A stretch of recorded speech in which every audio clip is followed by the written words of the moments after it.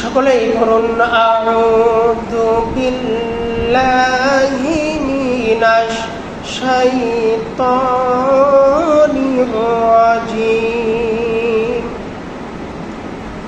বিতাড়িত মারদুদ শয়তানের ওয়াসওয়াসা, অকল্যাণ, অনিষ্ট, খারাপি থেকে আল্লাহর কাছে আমরা সকলে পানাহ চেয়ে নিচ্ছি, নাজাত চেয়ে নিচ্ছি, মুক্তি চেয়ে নিচ্ছি। বিসমিল্লাহির রাহমানির রাহিম। রহমান এবং রহিম, দয়ালু এবং দাতা আল্লাহর নামেই আমরা শুরু করছি। সূরা আল মাইদা, যে সূরাটি অবতীর্ণ হয়েছে মদিনায়, যে সূরার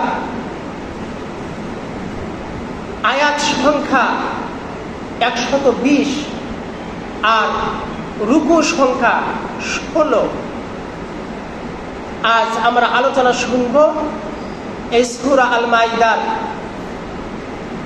78, 79, 80 নম্বর আয়াত, তাফসীরে মাজহারি 3য় খণ্ড। আসুন আমরা সরাসরি আলোচনার দিকে চলে যাই। আর আজকের আলোচনা হলো, যারা সত্যকে প্রত্যাখ্যান করবে, ইসলামকে, দ্বীনকে,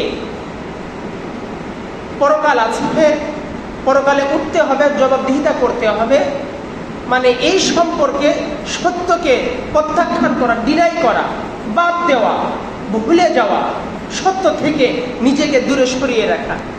তো যারা এই সত্য প্রত্যাখ্যান করেছে তাদের পরিণতি কি হয়েছে, সরাসরি আমরা এই সূরা মাইদার 78, 79, 80 নম্বর আয়াত থেকে একটু আলোচনা জানার চেষ্টা করি।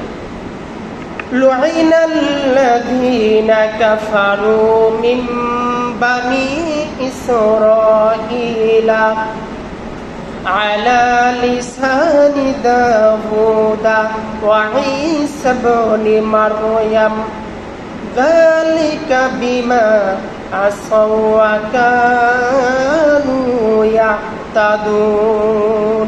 জোরে বলুন আল্লাহু আকবার।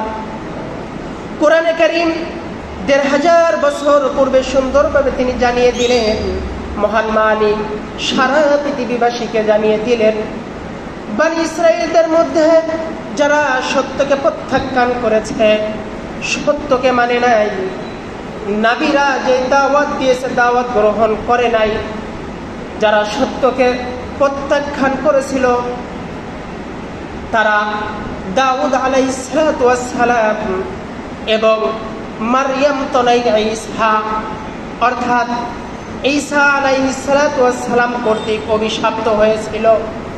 অর্থাৎ একটা ছেলে যখন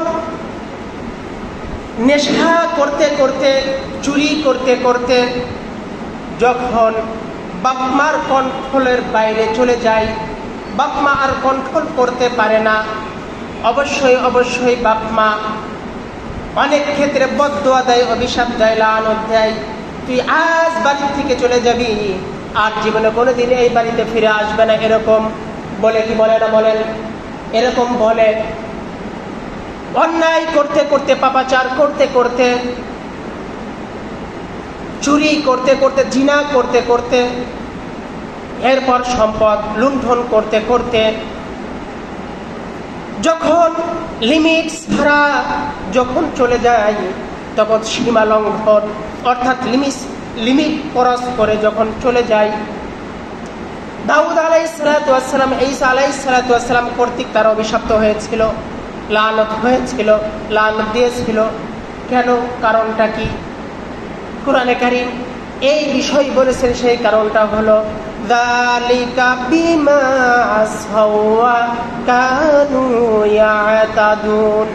এটার কারণ হলো এই, যারা অবাধ্য, সীমা লঙ্ঘন করেছে, তাদেরকে অভিশপ্ত করা হয়েছিল, লানত দেওয়া হয়েছিল। এরপর 79 নম্বর আয়াতে মহান মালিক সুন্দরভাবে বলে দিলেন, কানু লা ইয়াতানা